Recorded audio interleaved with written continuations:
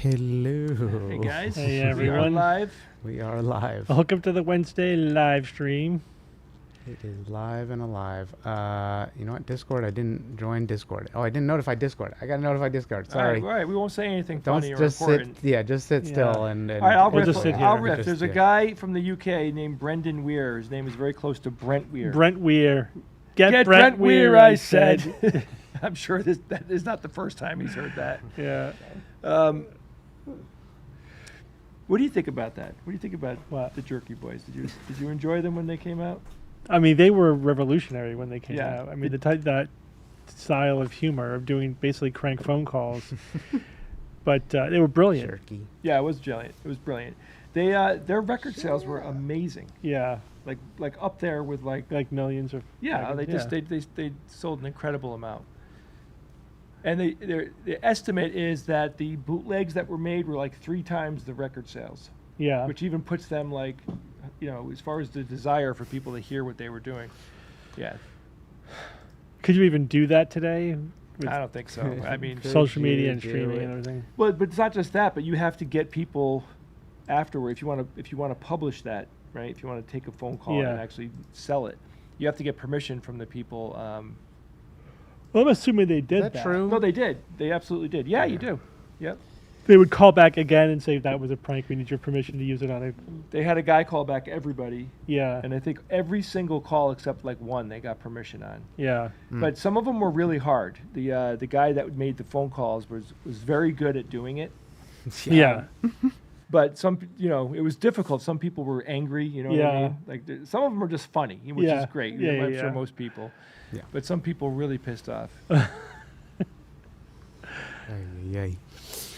Anyway, we didn't do our intro. Beginning music. Hello, welcome everybody. Wednesday something. What is it? The 25th of 25. September to 2024. The topics today. What are we going to do? We're actually going to talk about Planet of the Apes. Mhm. We didn't do that. Net metering saga continues. Oh boy. Mental illness and politics, which we talked a little bit about a couple weeks ago, but might as well do some more. And then TikToks. And that's it. Mhm. And anything else that. And whatever the hell else you want to put. Whatever the hell else. That's it. Yes. Should we do phone calls on the Wednesday live stream? Is that what people want? You want to do some? Should we do some prank phone calls? Prank calling? Yeah. I don't know about that. Is your critical I mean, I thinking would do running? it. I would do it, but I don't think it's the right thing to No, do. yeah, we don't want to get banned. Can't do on it YouTube. live. No. I'm saying people call us and then prank us. No, that would probably be bad Yeah. too. That'd be even I always worse. thought that would be interesting. I watched this atheist show. This guy is the most educated atheist I've ever seen. I can't remember his name. Atheist Mount Dillahunty. He's yeah. Yeah. He's awesome.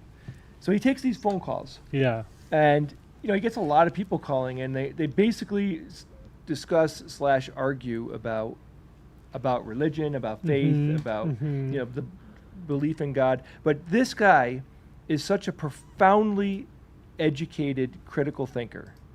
His understanding of logic is Yeah. extraordinary, Mhm.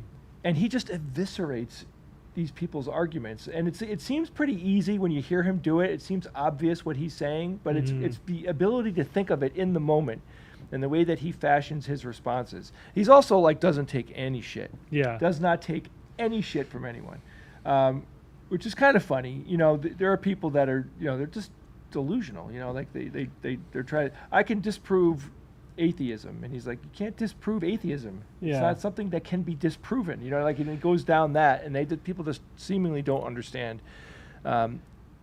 He every once in a while he'll have a legitimate conversation with someone who isn't hostile. Yeah.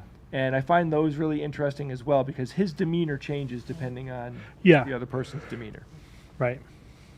Yeah, so he's awesome. What was his name again, Ian? Matt Dillahunty. Yeah, he's awesome. Formerly of Atheist Experience, which I don't think exists really anymore.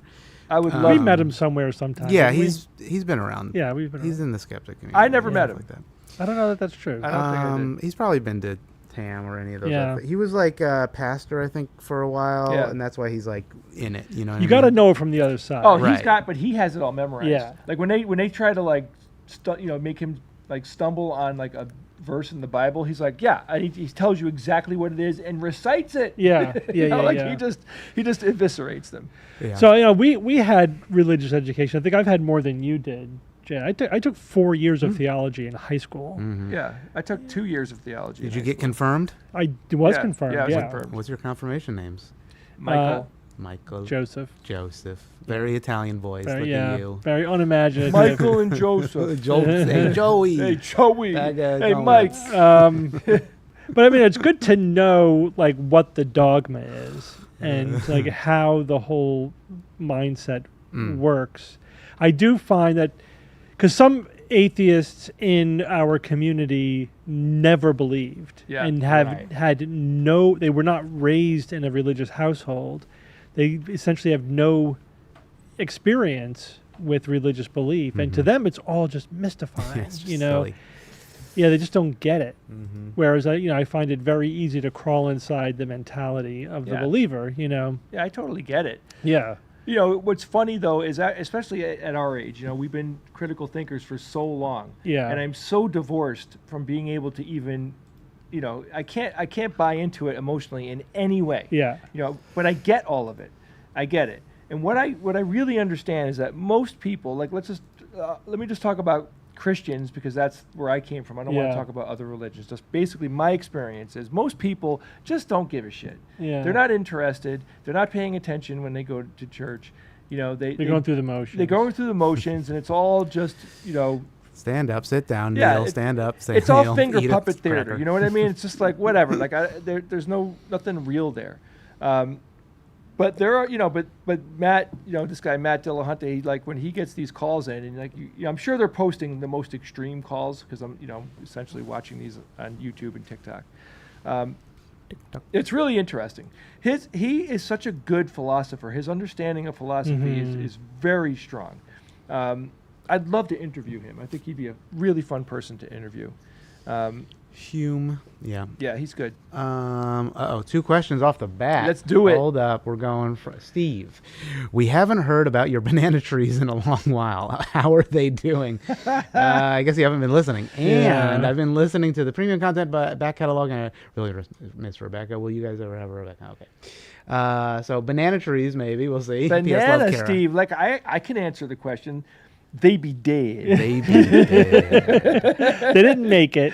Yeah. Part of the problem was cat pee. Cat pee was a part of the Apparently, problem. that's not part of the soil. Banana plants cannot manage too much cat pee. You can't pee on them too much. Which was funny. It was so Yeah, funny because Bob. Steve tried so hard. Grow lights, everything, dragging them in the winter. So, putting them out. I mean, I had thriving banana plants, and we did cook with the banana leaves, and our neighbor who's a cook, who's like an Asian cook, would use a lot of them.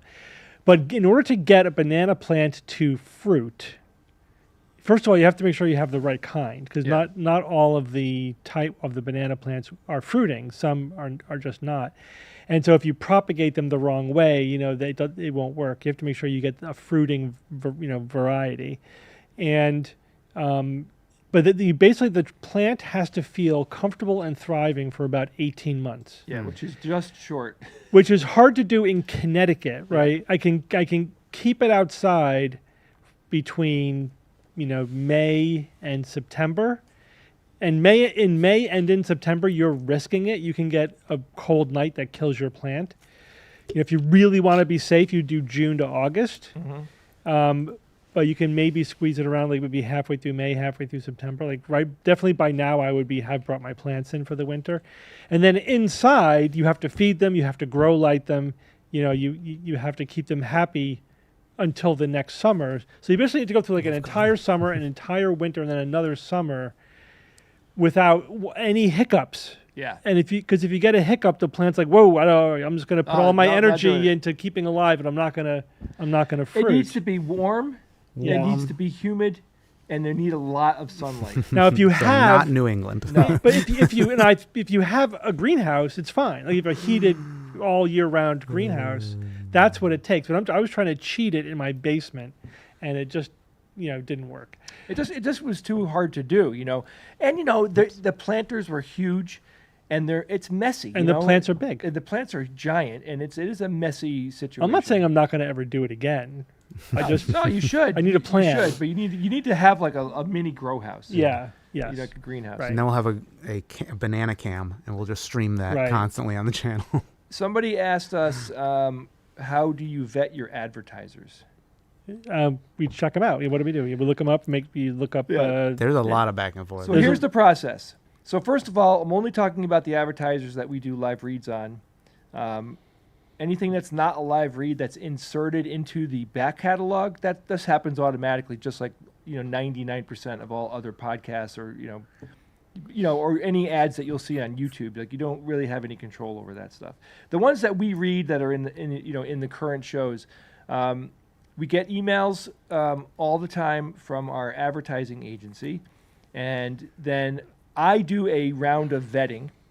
And so most of them don't make the first cut. Most of them don't even make the first cut. Yeah. By the time I bring them to Steve, right? Because I vet everything, and then I'll give Steve like a quick pass if I'm not 100% sure. I'll give you an example, like Progressive Insurance.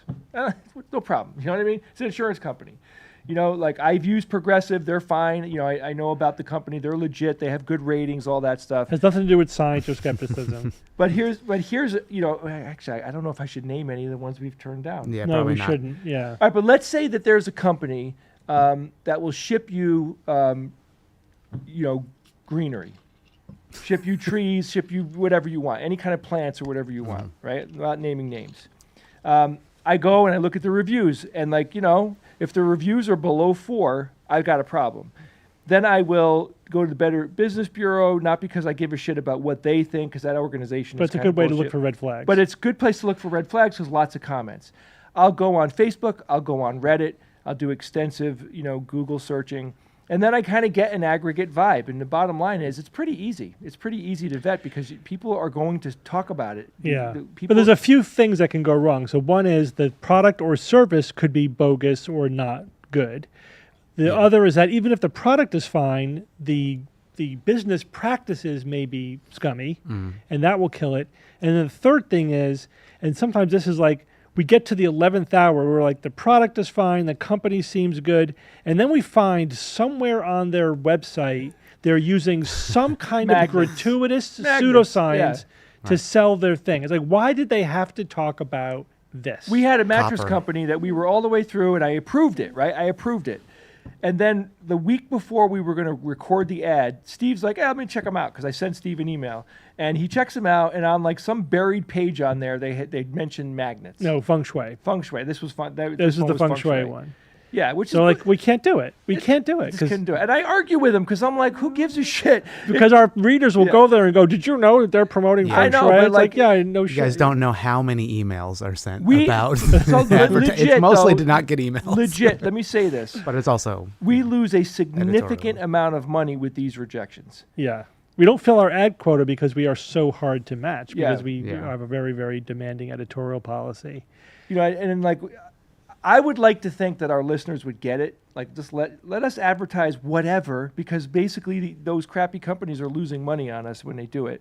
You know what I mean? But the bottom line is we don't do it. We're very critical of all that. And every once in a while, we might miss a detail or whatever. People will email us. Like, people were saying that VPNs are nonsense, right? Because we have 2 VPN companies that were advertising. Well, just not that right they're now. nonsense. They're just that most people don't need them. Yeah. It's like, well, whatever. If you need them, there they are. You know. Yeah, I mean, as an example, if you're a traveler, they're Seems great. like the best thing is like if you want TV shows in different countries. Yeah. It's like, but they do what they that's do. pretty dope. You know. Yeah, I know. There's like we get a lot of that. and if they We have don't accept product- money from the Russians. absolutely. yeah. If Are they ha- asking? Hold on, I do. Wait, Wait a minute. I use all the products. How many zeros are you talking about yeah, here? yeah. Right, I use them. Like I Yes, we try- have to. We use the product. Here's the other thing: is that I forgot what I was going to say. So Sorry. you That's distracted all me with the Russian It's thing. okay. It's all right. The bottom line is, I had the another bottom point. line is, if we were another podcast, we'd be making a hell of a lot more money. Yeah, Yeah. yeah. Oh, just, yeah. That's true. Yeah.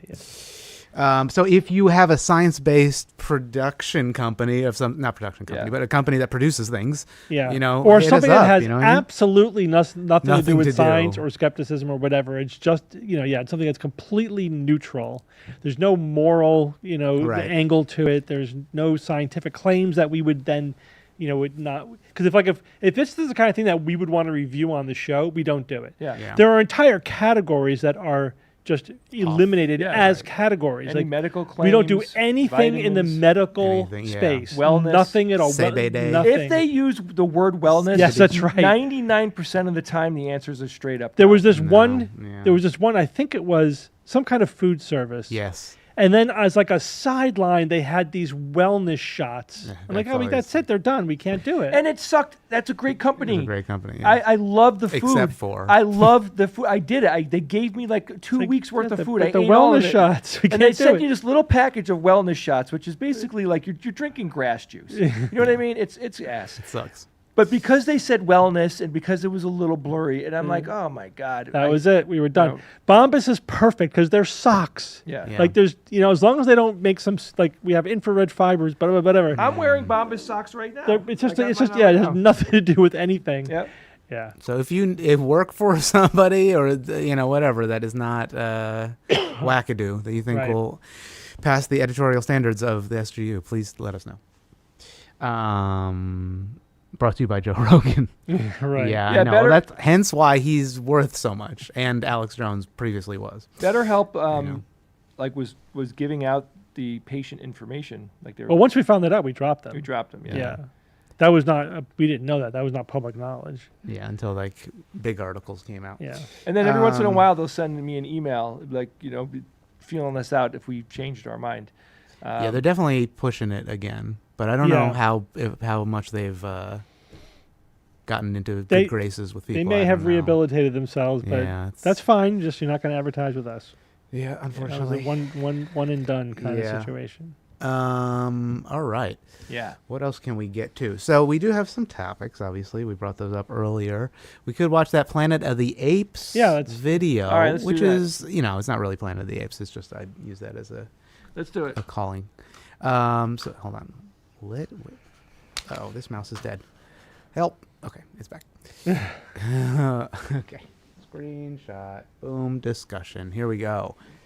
A wild orangutan. Mhm. What do you think a wild orangutan has done? Let's A see. wild orangutan has decided to partake in his own jungle pharmacy. He's using medicinal plants to treat a wound. So he would pluck it, chew the leaves to create like a paste, and then apply it to the gash on his face. This plant is known for its pain-relieving qualities and anti-inflammatory properties. In addition to pasting this on, he would pick leaves and use them as a bandage. How did he learn this? That's what I'm saying. Like, so was he in captivity? Do we know? Is he No, in no, capti- no, no. This is a wild animal. Dude, that is insane. So- he had to have seen somebody do So this. there's either generational knowledge. Oh, Okay. there's either generational aliens. knowledge Definitely or why did it freeze? That's weird. I So wonder if they deleted it. Steve, before Whatever. you answer, I think it's interesting because I've been teaching my kids my thought process, like the order of thoughts that I have when I analyze something like this. So what I do is I present them with a scenario, and then I tell them, all right, so what are you thinking about? What's the first thing you're thinking about? So I'd be interested to hear your thought process. Just go ahead and just say what's your stream of consciousness as you're hearing this. What well, do you for guys went through? anything is the first question is it really true? Just is this factually correct? That's You that's know, for me as well. Yeah, you have to start there. And then is it being in context, and are we missing a context? That would be important to understand, or is it being over interpreted? So in this case, like the orangutans and chimpanzees have also been observed doing some kind of self-medication. Like in that they'll chew on certain things to for apparently symptomatic effects. And tending to wounds is very important out in the wild. You could die from an infected wound. And it happens every day. Yeah, it happens all the time. Or be significantly impaired by it to the extent that your longevity is dramatically reduced. The great apes are really smart. So it's not surprising that they do a little bit of that. I would think if what this guy is saying is true, right? Because we'd have to do some internet researching just to. I haven't found anything to say that it's not true. But if it's true, I would think it's generational knowledge. Yeah. It's like the monkeys, the macaques, are they, that clean off the potatoes before they eat them? They learned it from other ones. But in primates, there are many established cases of this generational knowledge that parents do teach the kids. And even beyond primates, I mean, like if you watch even like a nature show on the big cats, it's the mothers typically teach the kids how to hunt. Yeah. And they teach them how to do it. It's mainly by just example, but still, and feedback. But they're teaching them, and without that education, those cubs are dead. They could not survive. Yeah, that's why they get rescued. That's why there's all like our niece works for an animal rescue in Alaska. Other things that they do, like they'll strip pieces of wood and use them to get termites out of termite head. Like there's all signs of things like that. But the real animals that are using tools and everything, it's birds. Yeah. Like crows and stuff like that do amazing. The corvids as a group. They're really smart. They're smart as hell, man. Don't ever look at them in the eye either, guys. They have incredible problem solving. I saw, again, a documentary where the researchers were setting up, basically puzzles that the corvids, I think they were crows in this one, had to get through in order to get food, right? And they would just keep increasing the difficulty of it, by adding one and more layer. And they learned to do complicated procedures in order to get to like whatever it is that they were going for. See if I can find it. It's like here. Yeah. He I don't want to play the audio too much, but he like drops something in. And the water level goes up. Yeah. And then, okay, this is like the beginning. But check out this video. BBC Earth. Yeah. Raccoons also. Raccoons have a high neuronal density. They have... so some animals, just the part of their adaptation is to learn problem solving, Yeah. And some have also adapted to human civilization, right? So in different ways, dogs famously, adapted to human civilization by being cute and adorable. But raccoons are and there's actually, it was even a study, I don't know how if it's been replicated, but some suggestion that urban raccoons are smarter than country raccoons.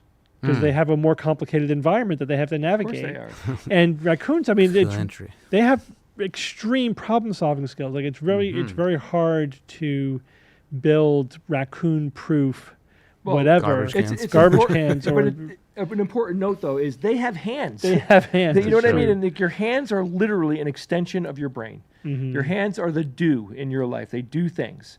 They articulate. They let you manipulate things. I mean, I've talked about raccoons before. I had my garage open, and like one of them came in and like literally took a garbage bag out of my garage and was running out with it, dragging it with one hand as the rest of his limbs are running. There was one that would come up on my patio, on my deck, right? Yeah.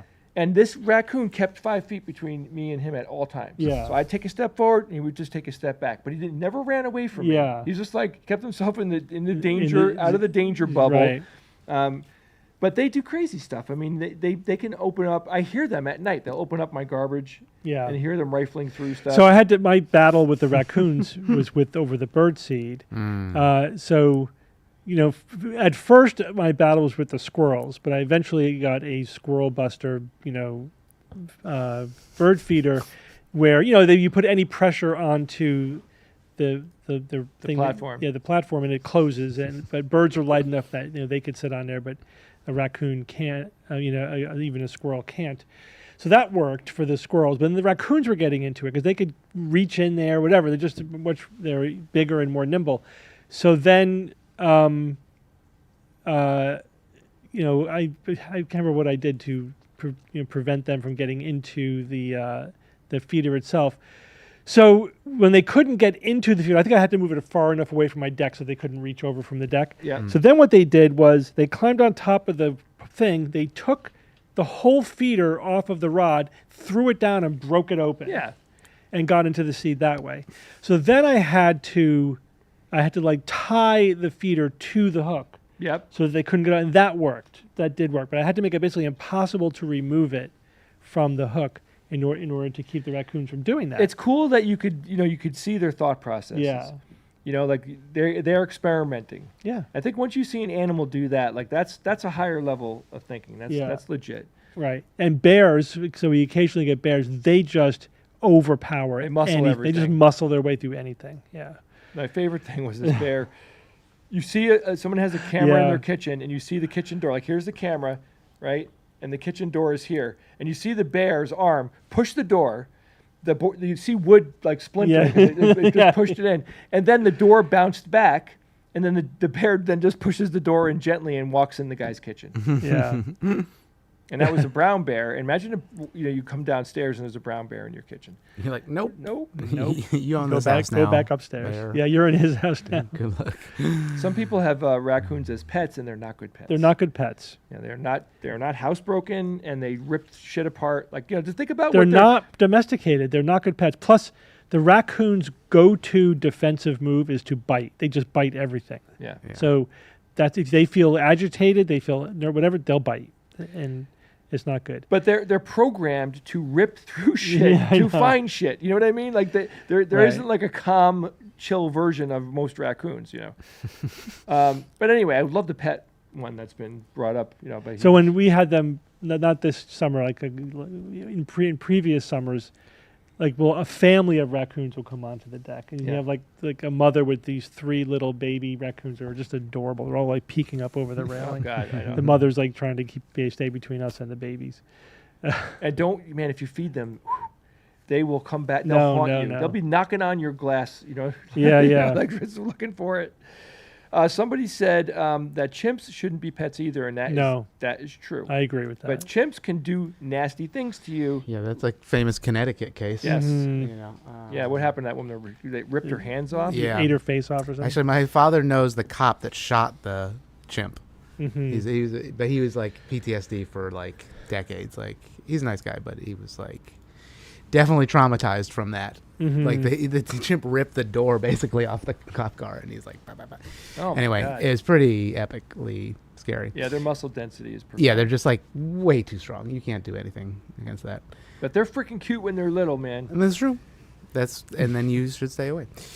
Speaking of cute when they're little, have you guys been on the Moo Dang TikTok or stuff like that? I've seen it. Moo Dang? Moo Dang. So this is a pygmy Hippopotamus. Uh-oh. Just wait, hold on. I've seen them. Yep. What froze? Yeah, the main one froze. The main over one here. froze, although it's still there, so that's weird. Hold on, stand by. Jay and I are just really still. You're just thinking very hard about what's going to happen. There we go. Okay, it just the Are we back? capture card froze. Arr, arr, arr.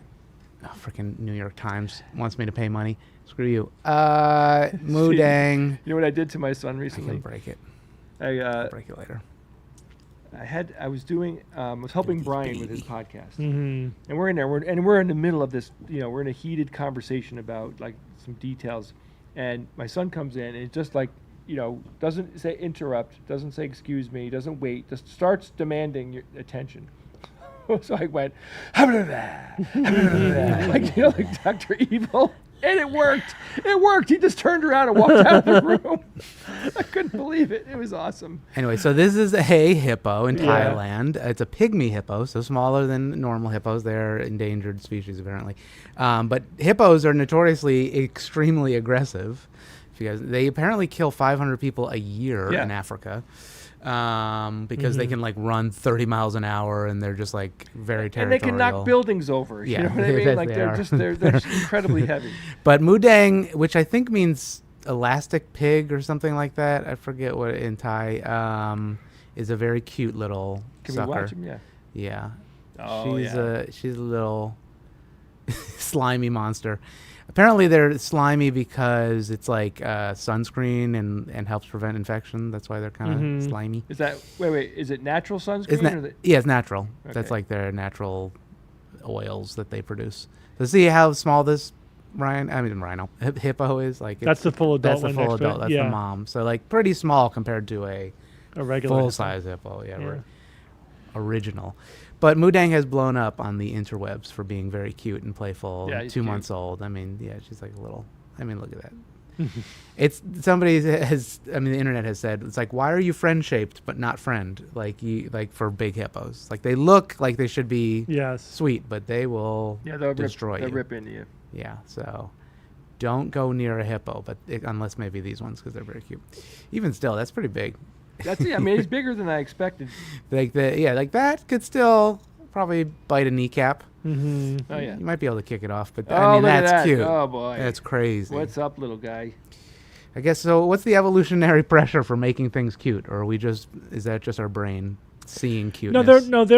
It's not. It's so all mammals, share pretty similar programming for cuteness, and it's an adaptive trait. It's kind of symbiotic between parent and baby. So parents who have cute kids are more likely to pass on their genes, and kids that are cute are more likely to survive and pass on their genes.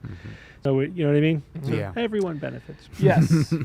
It's the same signals. It's the same big eyes, whatever. All the same sort of characteristics carry across multiple, all mammalian species.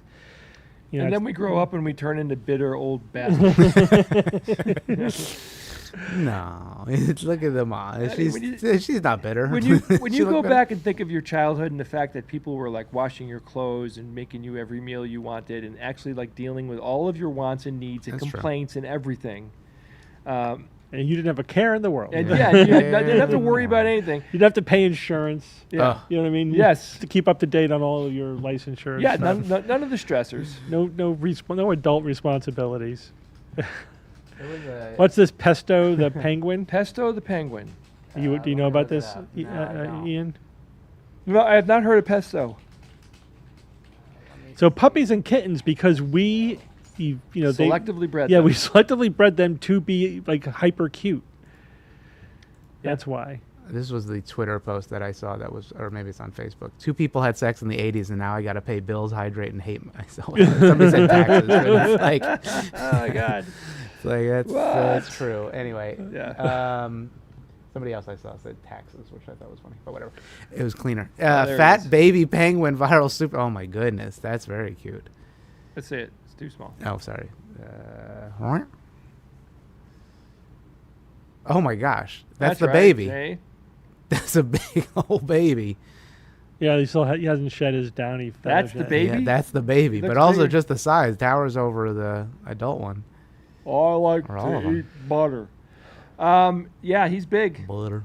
Those emperor penguins? King penguins. Apparently. penguins? Emperors, don't they have the like frill on the top or something? Like the hair, or is that some No, I other think one? those are the. Yeah, the ones that are like The other really ones. loud. Chat, let us know. The ultimate But chunky penguin. Why is he yeah. bigger than the adults? He's I don't just know. fluffy. He's just 'cause No, that's but their his head down. he's as tall as the adults. Well, He's- it's just they get full grown and then An before they absolute shed. unit. Well, dogs are particularly cute, and I'll tell you why. Why? Because they have the ability to move their eyebrows, Yeah. so they can make facial Which wolves do expressions. not. Yeah, They specifically evolved that ability. yeah. Yeah. Like, which it just makes their eyes like talk so much Yeah. more. It's Yeah. very powerful. He gobbles Absolutely. up 30 fish daily, so he might just be a big boy. He's a big boy. I don't know. Yeah. Anyway, I saw a cool it's chart. cute. I saw a very cool chart online. Yeah. So it showed you like every eyebrow movement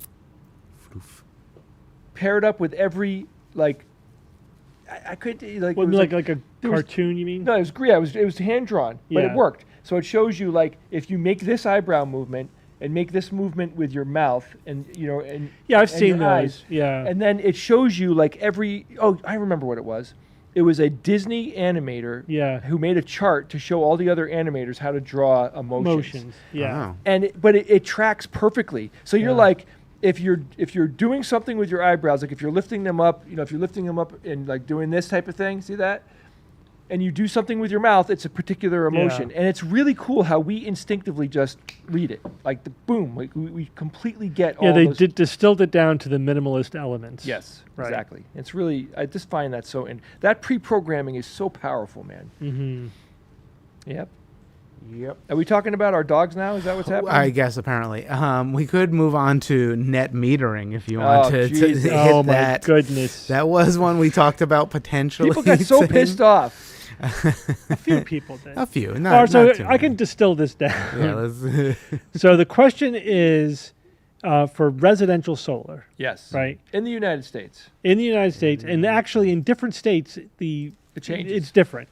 And it's also a moving target over time. But bottom line is, here's the question. If for people who are using residential solar, right, you have solar panels on your rooftop, you're going to need to use the grid for backup, right? So when you're making more power than your home is using, you send extra energy to the grid. And when you need more power than your solar panels are producing, you get energy back from the grid, Yes. right? Yeah. Now you can use a battery backup to somewhat buffer that, right? But even if you do that, for most people, there's just no way you're getting through the winter, without having to pull some energy from the grid, And in the summer, there's no way you're going to use all that energy, even if you, Correct. charge up your batteries all the way and everything, et cetera. So the question is, how do we work the financials of that? Yeah. Right? And then there's basically two components to it.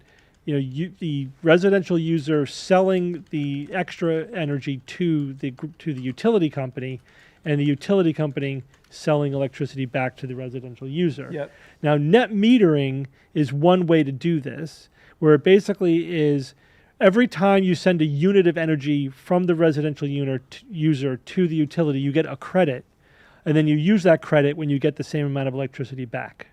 So it's a one-for-one exchange. So they give you a chit that says, you gave us this and we'll give you that back. Right. Okay. So, and then I think it clears at the end of every year. So, Uh-oh. but So you that's fine. you got to throw like a crazy party at right after Christmas. to use all that Well, it doesn't electricity. really matter because it should all average out, right? So if you're using, technically, if you're producing 100% of the energy that you use averaged out over the year, you should be on average, you should be sending as much electricity as you're getting back. And it should all zero out by the end of the year anyway. But the utility companies argue that that's not fair Yeah. because for a couple of reasons. One is that the residential solar user is still using the grid and not paying for it. And this is because in most situations, most utility companies, the way you pay for The service. infrastructure cost is a percentage of your bill, which when everyone's doing the same thing works because then you can say, well, if you use, it's like a toll, right, on the road. If you use it more, you pay more. Yes. If you use less, you pay less. Yep. And everyone's paying proportionate to how much they're using the infrastructure, the grid. But residential solar users are using it not as much as the non-solar users, but they're still using the grid, but they're not paying anything because they're just using these credits. They're not. They're just getting net metered. They're not buying electricity from the grid, and therefore they're getting a free ride. So do you agree with that? Hang on. They also say that you're giving us electricity during peak production when we may not even need it, and then you're getting back electricity during peak demand when it's really expensive and more expensive to produce. Correct. So it's not equivalent. The energy you're giving the utility is not the same value as the energy the utility is giving the user back. Right. So those are the two main arguments, right? And so some utilities have lobbied the states, individual states in the United States to say we should be paying what we pay everybody for energy, right? We should be paying basically wholesale rates. I get it. All right, but here's the thing. And they argue that their argument is also backed by, they also make the argument that because of this, because of the things that we said, that non-solar users are paying more for their electricity than solar users because now they're paying more of the infrastructure costs of the grid. Oh, okay. So they're crying. Yeah. Yeah. So the utility company's losing, the non-solar, residents are losing, and the solar users are gaining. And then they throw in a class argument, like it's the wealthier people that are generally using solar, and the poor people who are getting screwed because they can't afford solar. Yeah. All right, but here's the flip side of that. Let's do it. The flip side of that is that having more solar production, especially distributed solar on the grid, right?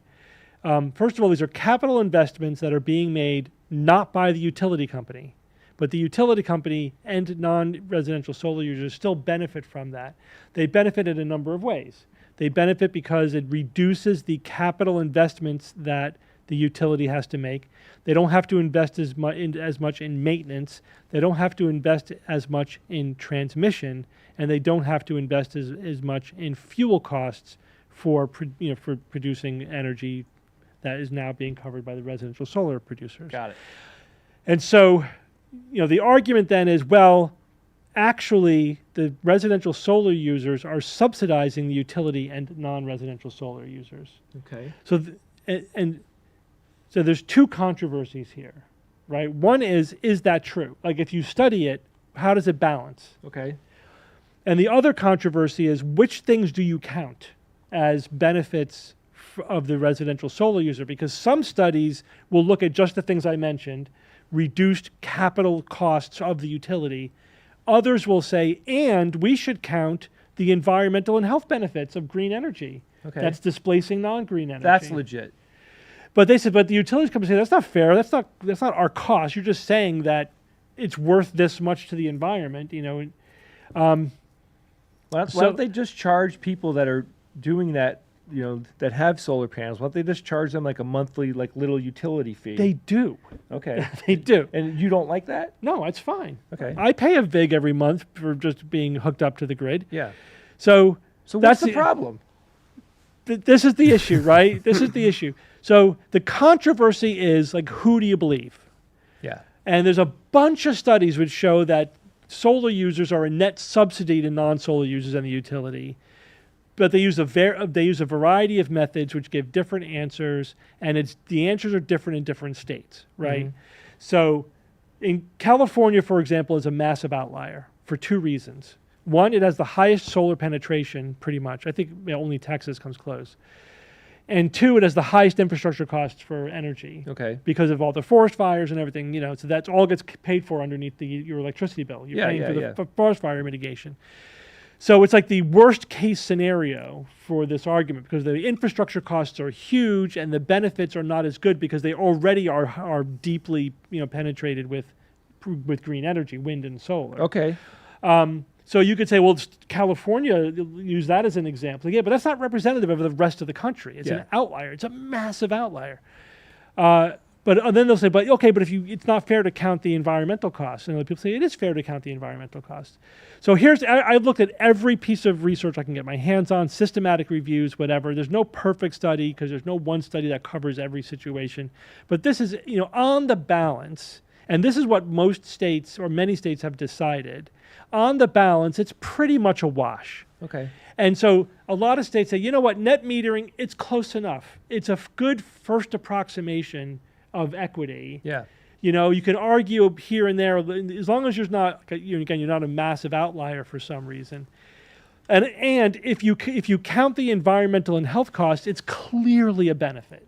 So it ranges anywhere from it's kind of a wash to it's clearly a benefit. Yeah. So that And the argument that it's a cost shift to non-solar users has not been proven, and is just contradicted by the evidence that we have. Now, you can nitpick about the quality of and the representativeness of that evidence, but that's the evidence that we have. You know what that reminds me of? What? That reminds me of companies that use aluminum cans to right, Yeah. and they shifted the burden of recycling on the consumer when it's their it should have been their responsibility to have recycling be a part of their manufacturing and process. Right, but they charge us 5 cents, and then you have to get that money it's back. bullshit. Yeah. So the electric company is it's got some political power. Yeah. So it's so they have massively lobbied for this cost shifting argument, and have they have again flooded sort of the space with that narrative, and a lot of people buy it. And of course, they say this is just physics. Like there's heat loss in the system, and there's they give all the physics explanations for why there's any. It's like, yeah, we get it. You don't have to give us a physics lesson. I get the fact that there's infrastructure costs and there's losses in the transmission and all this stuff, and you have to now you have the burden of taking extra distributed power even when you may not necessarily need it. Whatever, I get it, but it still is balanced by all the benefits. You still have you have to consider both sides of the equation. You can't just keep telling me more and more details about one side of the equation and ignoring the fact that there's this other side of the equation that balances it out. That's sense. what the studies show. Yeah, that makes sense. You could also look at it from the perspective of, listen, you could ask a very simple question: does net metering work? Yeah. And the answer is it absolutely works. And that's unequivocal. That's been shown in study after study, state after state. Net metering increases residential solar uptake. And when you take net metering away, it craters the solar industry in that state. Yeah. It's clear. And here's a kicker: it helps poor solar users more because it helps them afford it, right? Not only that, so when we're talking about like organizing the industry to maximize investment in green energy, what did the Inflation Reduction Act do? That's a good question. That's a good question. So essentially, you can take one of two general types of approaches to increasing the speed with which we transition to green energy. You could do carrots or sticks. Yeah. Or some combination. I always prefer the carrot. Yeah, but with a dip.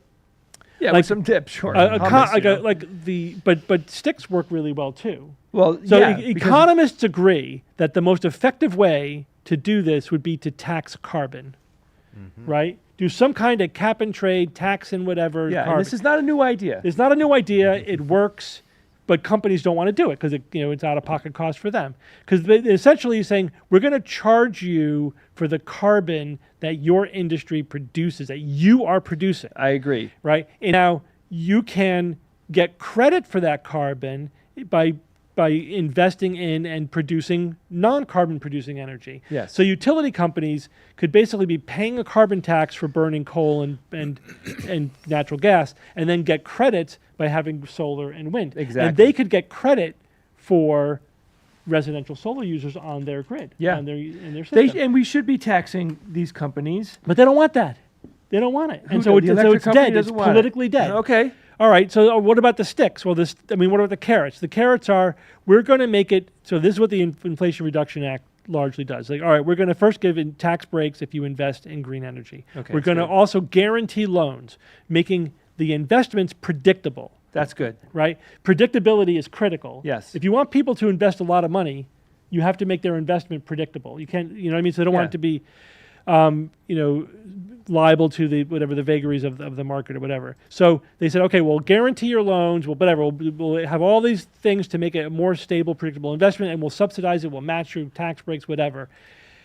Now, the government wants to do the same thing for residential solar. Okay. Right? And so the carrots there are, we're going to give you a tax break on your solar panels. That sounds good. Right? And in order to make it predictable, we're going to do net metering. Because you know what? Net metering is super predictable. Yeah, it is. It is super predictable. I know that I'm always going to get one-for-one value for any energy that I produce. Without net metering, it's very possible, and I've had many people from states that don't have net metering who only found out after the fact that they're now paying 20, 30, 40% more for their electricity because they're paying for it twice. They're buying it from the solar company, then they're selling it retail to the utility, wholesale, and buying it back retail. Yeah. So they're buying it twice. They're getting screwed, Yep. right? And there's nothing you can do about it because they don't have good. But if you have net metering, it makes it predictable. So- There's also something I didn't talk about when we talked about this previously, and that is a value of solar tariff, which is now the new thing that some states are considering. And the value of solar tariff says every year we're going to do an analysis and we're going to figure out what the value of the solar is to the system. And then, so what and the way that works is the residential solar user will buy all the energy they use, whether it's from their panels or the grid, from the utility company. And therefore, they will be covering the infrastructure costs that way. Yep. And then they will get paid for all the solar they send to they produce, whether they're using it or it's going to their neighbors or whatever. Does that make sense? Yeah, it does. So there's good things and bad things about this. The good thing is it's probably the most fair, assuming that the VOS is calculated fairly every year. Yeah. The thing that's not fair about is a couple of things. Is that now it's not predictable. Now the value of your solar power that you're producing on your roof depends every year on some committee deciding how much it's worth. Yeah, that's a little scary. Do you think that the utility companies are not going to be lobbying the hell out of hell yeah. that decision every year? And some states are saying maybe we should tax the money that the residential solar users are making from selling their electricity to the utility. What do you mean? We're just, then you have to give us a tax break on all of the electricity we're buying from the utility. Yes. So the potential to get screwed there is huge, in my opinion. It's not predictable. It's very easy for the vested interest to manipulate it. Now, it's being sold to consumers as, well, you're going to get even more money for your solar because we're going to be reimbursing you for the full environmental benefits of your solar. And if that were true, great. It'd be even more of an incentive. It's basically saying that solar users are actually subsidizing everyone. Yep. Solar producers. And so stop whining about we're not getting a free ride. We're actually subsidizing you. Give us the actual fair value for the solar we're sending you. If there was a guarantee that would happen, that would be actually better for solar users. The problem is it's just not predictable and it's so easy to manipulate that I don't trust it. You know what I mean? This idea that I'm buying all of my electricity and then I have to count on getting a fair value for what I'm sending to the grid. Yeah, I mean, bottom line is our Connecticut-based electric company. You got to kind of look at them like they will take advantage of you in any way that they can. They're not out there to do what's best. They're out there to do what's best for them. And Ian, what's your problem with carbon over there? It's in everything, and it doesn't get out of stains. Okay. You know what I mean? It stains your clothes? I hate carbon. It gets in everything. Yeah, it's rough. It's like coarse. sand. So, Steve, It's coarse. where do batteries, Where do babies home come from? batteries, All right, so come here's into play? yes. Because if I had a battery, Yes. like if they made a battery, because from what I understand is if you have a full battery in your garage, right, the standard battery wall. Tesla has a battery wall. There's Yeah, other the batteries power out there. wall. But, let's just homogenize them, right? Battery in your garage. What I understand is that battery could run the necessities of your house for a few days. Yeah, typically a few days. Now, but why can't, if you're recharging it every day and you're getting your solar from the solar panels, you following me? Yeah. Right? So you're using, during the day, you got solar coming in from the solar panels. Yeah, you charge up your battery, then you use the battery at so night. isn't it feasible that you would never have to do anything with the grid? Depends on where you live. Okay. Because How much? not in Connecticut. No. Because in January I Not make enough. almost no power on my Oh, panels. shit. I way overproduce in the summer, way overproduce. So it's seasonal. That would take care of day-to-day shifting, but not seasonal shifting. Okay. So, but it would help the whole situation, right? It makes the situation even better for the utilities if we have a home battery backup with the solar. Those bastards. So what the Connecticut's doing is they have a program where they will subsidize your battery purchase, right? Now we're talking tens of thousands of dollars for a good battery system. Yeah. So now you're saying the resident, the private citizen is going to spend tens of thousands of dollars on grid storage for the whole system. Exactly. It's grid storage. Right. But here's the thing. But if you allow the utility to use it as grid storage, not just your personal backup, but they're going to use it for grid storage, then you get a little bit of a rebate from the state. A little bit. Well, enough. Like it could be $10,000. What's the electric company going to give me for using my battery? They're not doing anything.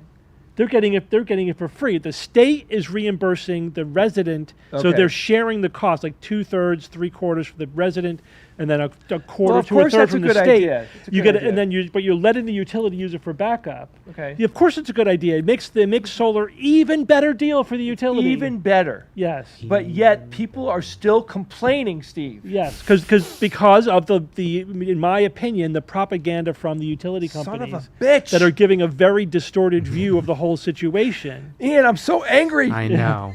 Maybe we can alleviate this headache and just go ahead and nationalize. Like, Now, we've heard some of our Australian viewers who said that, well, and this is true, I looked it up, that residential solar costs 1/3 in Australia what it costs in the United States. That's correct. Yep. And because of regulation, whatever, some crap. whatever. panels or like Yeah, just like the whole everything? thing. Oh, The whole everything, thing. Panels okay. plus installation. Installation is actually a bigger part of the cost. Yeah, I would The imagine. panels are getting cheap. And therefore, nobody cares. It's so cheap, nobody cares. You know what I mean? It's like free electricity. Yeah. It's like they're And handing out cotton candy. It costs almost nothing Yeah. over there. So That's why those people are so happy, Steve. I guess so. So if we can get, it is propaganda because they're only giving you half the story. Yep. Tyler, that's the thing. Propaganda isn't necessarily bad either on its face. Like it just means like, political. It takes a lot of It takes Talk. again. You're But just it does- telling us the but- one side. yeah. I get it. There's infrastructure. There's costs. No one's denying that. All of those things are true. You don't have to keep saying that it does take work and money, whatever. Yes, but the point is, there's benefits on the other side. You have to consider both sides of the equation, and the research shows a wash, or it favors the solar if you include the environmental and health effects, and sometimes even if you don't, depends on what state you're in. All right. I'd like to see Nah. what his response is to that. Let's sit here and That's wait what for the everyone keeps thumbs. saying. Like, hey, I have experience with this. It really does cost shit. No one's saying it doesn't cost shit. That's not the point. You have to consider tile roof. both sides Yeah, I mean, of the equation. It's legit. What Steve's saying sounds legitimate.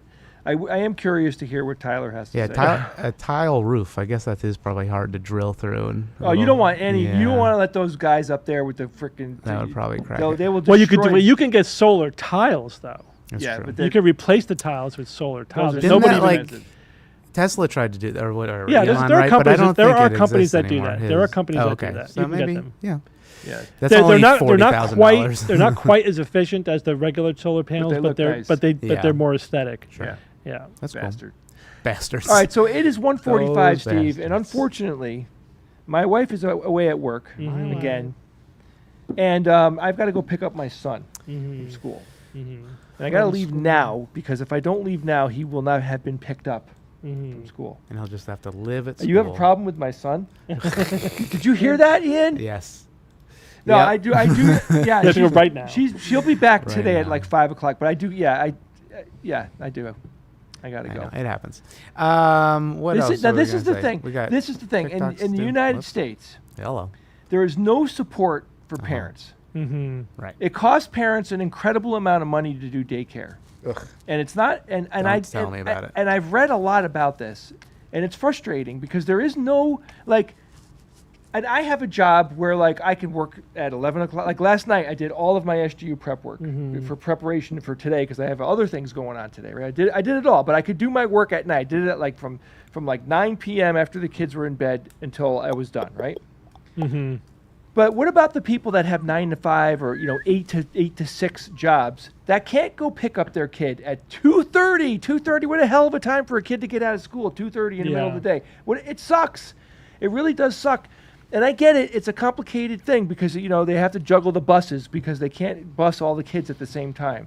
But it is a problem, and there is no support for parents. I'm just saying to take care of their kids. You got Yeah. you almost need a parent to not be working to pull off the shit that we got to do. Or you just gotta pay a daycare worker. Which but for most people, like I'm earning a wage in Connecticut right now, and that wage is barely covering me. And I mean, I'm not complaining about what I get paid. I get paid, it's fine. It's a fine amount. Would I like to be making 3 times more? Of course I do. There's Yeah. millionaires that want to get paid 3 times more what they're getting paid. But the thing is, I can't afford to pay someone every day to interact with my kids and all that shit.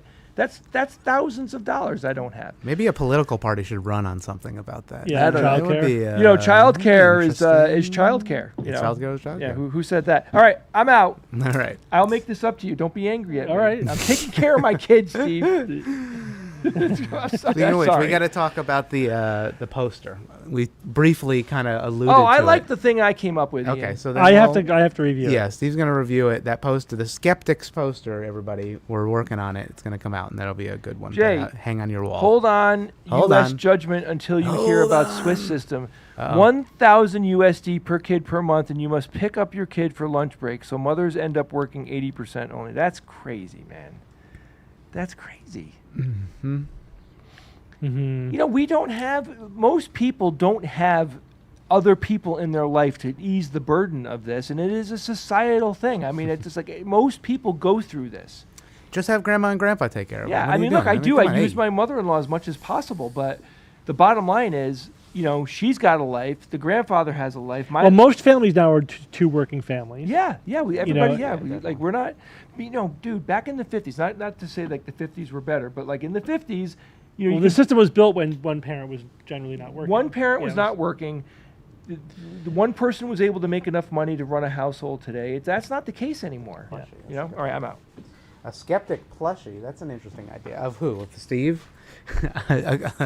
a body pillow of Steve? Is that what you people want? You weirdos? Okay. You can have maybe one of Bob. We'll figure that one out. All right. Let me move the camera. Stand by. TikTok camera.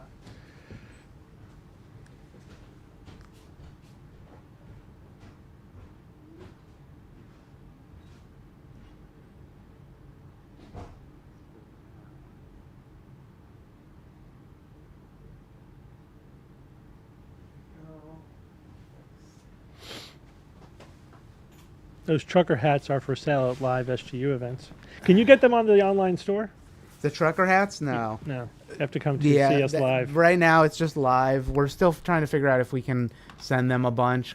It costs, you know, there's a warehouse cost if we have to send them and they hold on to them. It's like, Yes, kind of lens cloths annoying. we're looking at. That one's, yeah. They Yeah. don't have them on. That's on the short list because Yeah. they're light, small, and they have a big print area for the logo, so they're perfect. Yeah. There's a place I found that makes them, but not on Printful, unfortunately. We are also we're researching getting D&D dice. Yes, that one is going to be fun. Yeah. There's companies that do that too. We have to decide on what logo we're going to put in. Then you could replace like one number with your logo. Mm-hmm. So we're gonna do the RF lady and the what was this NASA thing, Yeah, I will do that. and just those two. What was the first one? The phone RF, Yeah, and the yeah. cancer phone thing. A classic. Sorry, Tyler. We'll check out your comments in a bit. Then come to Calgary, and I'll definitely attend and buy a hat. Okay. Mm-hmm. We have to go to some places in Canada. We'll figure out some places maybe that we can do an extravaganza as well as a private show. Yeah. That would be fun. Time to move on. Yeah, no Yes. more. We've out-metered. We're in 13.8 meter. But okay, here's the thing though. Uh-oh. It was Oh, the Lord. whole back and forth was useful That's true. because it did sort of force me to do an even deeper dive, like down into the weeds of this issue. And basically, I understand it. I didn't change my position because it was basically correct, but I understand it at a much deeper level. But it does help me understand also how much, of the propaganda Thanks, there is on the other side, and because everyone was pretty much saying the same thing, and then none of them have an answer for my. Other than the only thing at the end of the day, some people said, "I just don't believe those studies." Like, well, what can I do then? This is the research that we have. You're just going to choose to believe what you want to believe and not the published research. There's not much I can do about that. Yeah. All right. Let's move it on up. Hey, everybody on the Patreon audio. I'm glad it's working now. Sorry it died a couple times. That was weird. But there's people listening just audio only. They like that. They like everybody in their ears. Yeah, and YouTube will be delayed, of course, because it's just not as live as does some encoding and stuff like that. Mm-hmm. So that's why it'll be delayed. Okay, so let me get this. Which one are we doing first? Well, this is the cancer. I just wanted to Go ahead. get Yeah. the reference of the study correct before. Yeah. I We talk. could do the other one if you No, it's prefer. taking me 1 second. It's gotta- Okay. Go ahead. Let me just fix this Here it picture is. It is who. capture. Picture capture. This one for some reason is off center. I think TikTok also changed how it. Oh wait. Tells you how far. Shows you how far. TikTok's trying to be like YouTube. They changed their layout. Bastards. Okay. Recording. All right, here we go. In its settings tells you how far it has to be off of your body to prevent cancer. It tells Wow. you if you go to your settings to general, you scroll all the way down to legal and regulatory. Who knew this was in the bowels? Do you see it? I'm in it. Legal and regulatory, click it. The very bottom one says RF exposure. That stands for radio frequency exposure. And then it tells you, mine is on the second paragraph. This must be 5 millimeter separation off of your body. It's about a pencil eraser. So Wow. they're covered when you get brain cancer because you put your phone to your I head. always speak on speakerphone. You bet you do. Distance is your friend with radio frequency, with electromagnetic fields. But they just came out with a study. Just literally, the further this is away from you, the better. We're seeing a higher rate. That's probably enough, right? Yeah. In the bowels. I like she said that. The bowels of the phone. All right, we're rolling. So, does cell phone use cause brain cancer? I'll cut right to the chase and say, no, it doesn't. There is no evidence that it does, but let me review the evidence to reassure you why this is not something you have to worry about. There's enough things to worry about in this world. This is not one of them.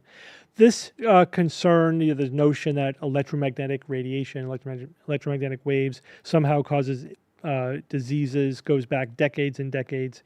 And it has been raised as a concern ever since cell phone use has become commonplace. Cell phone use obviously skyrocketed in the 1990s. So over a very short period of time, we went from almost nobody using cell phones to almost everybody using cell phones. And it has, the question of whether or not the exposure to RF, radio frequency radiation from cell phones, because you hold it close to your head, does it increase the risk of anything? Does it increase the risk of brain cancer specifically? And so the studies now, we have decades of research looking at this question. The World Health Organization just recently published a systematic review of all of this research, and it quite clearly shows that there is no correlation between cell phone use and the risk of brain cancer.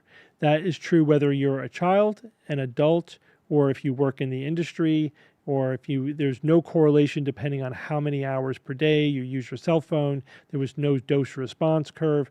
There basically was just no signal there. There was no increased correlation between brain cancer and cell phone use. It's always hard to, just logistically to prove a negative, to prove that something is of zero risk. But what we can say is after 20 plus years of studying this and of many, many studies that were covered in that review, the fact that there is no signal in the data, that there is no evidence of any increased risk of cancer is pretty reassuring. It means that if there is any increased risk there, it's so tiny, it's not worth worrying about. This also makes sense based on just scientific principles, on basic science, because the frequency of electromagnetic radiation used in cell phones is non-ionizing. Now, what that means is it's too low energy to break chemical bonds. We know that ionizing radiation is a cancer risk because it can break chemical bonds. It can cause mutations in the DNA, and those mutations can cause, and they can also mutate proteins. It could change break the chemical bonds in proteins. That can cause cell damage. It can mutate DNA. It can cause cells to become cancerous. Radio frequency waves are non-ionizing. They can't break chemical bonds, so there's no real mechanism for there to cause cancer. The question has always been, well, do they do anything? Even if they're non-ionizing, can that energy do anything? And what it does do is it heats the tissue slightly. There's a little bit of tissue heating from the energy from the radio frequency waves. Does that tiny amount of tissue heating cause cancer or increase your risk for for cellular disease of any type? And the answer appears to be no. That, again, there's no evidence that that is the case. But there is this kind of semi-plausible, at least something's happening. You can say, well, we have to study this to make sure that there's no risk here. It's been studied. There's no risk here. So the other sort of wrinkle to this whole question is like, well, yeah, we studied 3G, but have we done enough research into 5G? And there's always a new standard coming along. You say, well, it's higher energy or higher frequency, and just because it doesn't cause any cancer at the lower frequencies doesn't mean the same is true of the higher frequencies. So yeah, so you could resurrect this question every time there's a change in the standard. And certainly, you know, we need to study them just to continue to reassure that there is no risk here. But at this point, it's very unlikely that even 6G or whatever the next thing is going to be fundamentally different in terms of its effects on biology than 3G, 4G, or 5G was. So this has been researched extensively. The research has been reviewed. There just isn't any correlation with increased risk of brain cancer and use of cell phones. So don't let the fear-mongering get to you.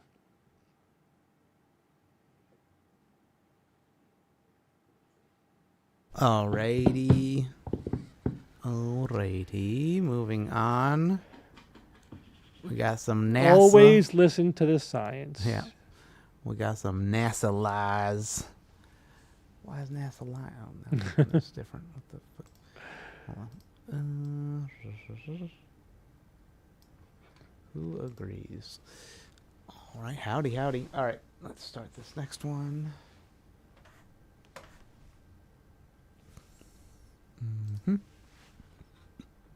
When NASA can show me an image of the sun, the moon, the earth, and stars all in one photo, I'll be on board.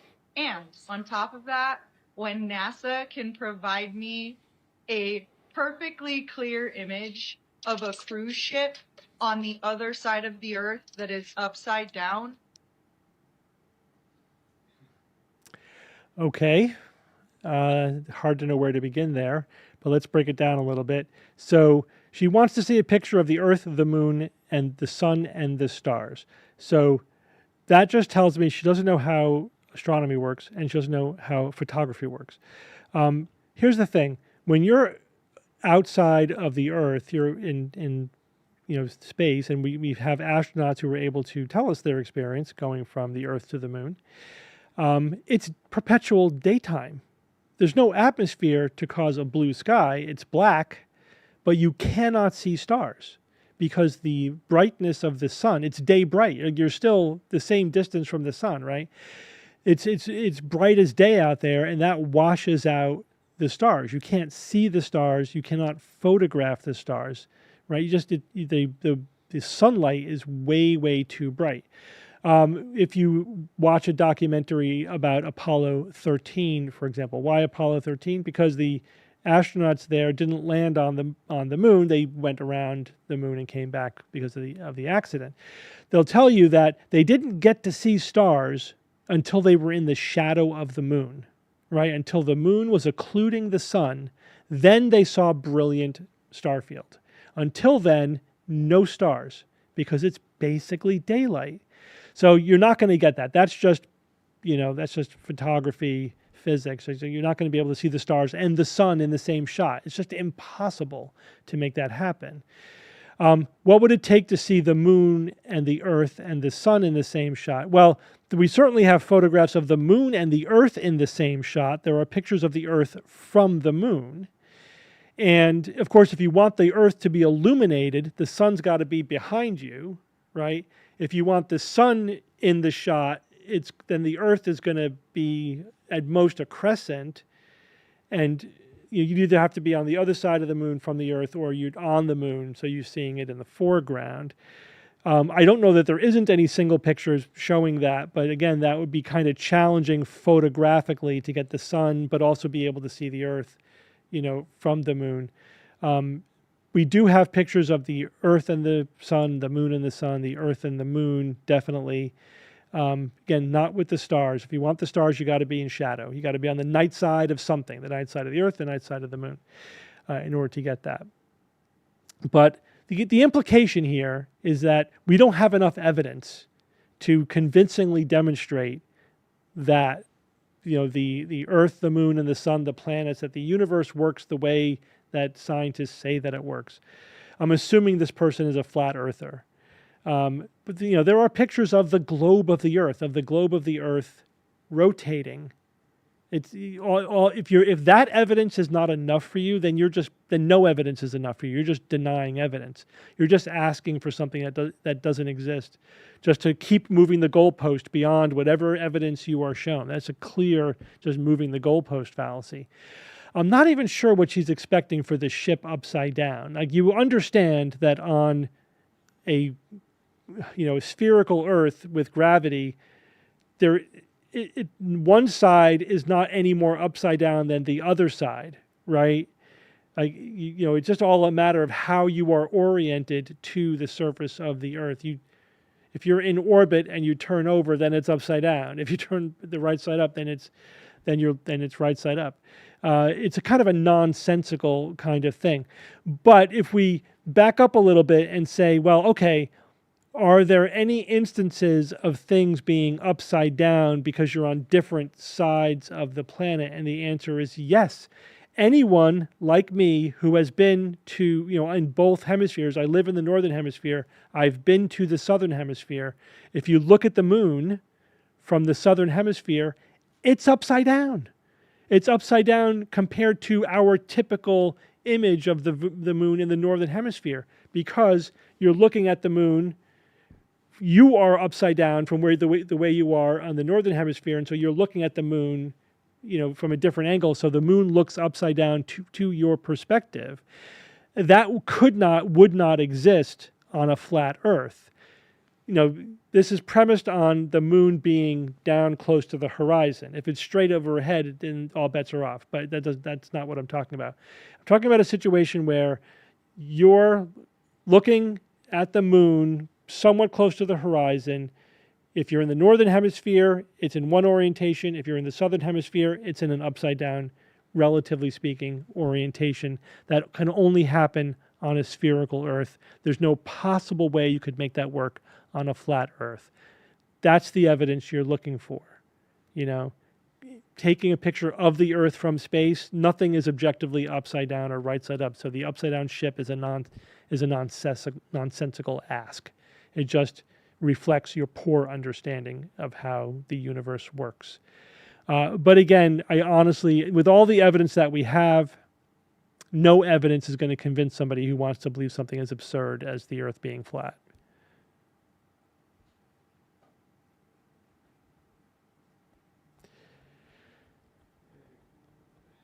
Okay, very good, very good. Very good. I think those were the only TikToks that we had for this week. Yeah, I think that's good. That's it for this week. It.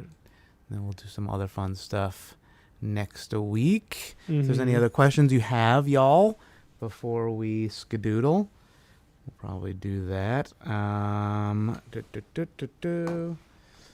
like the evidence that cats would have knocked everything off if the Earth was if the Earth was flat, they would have already knocked everything off the Earth.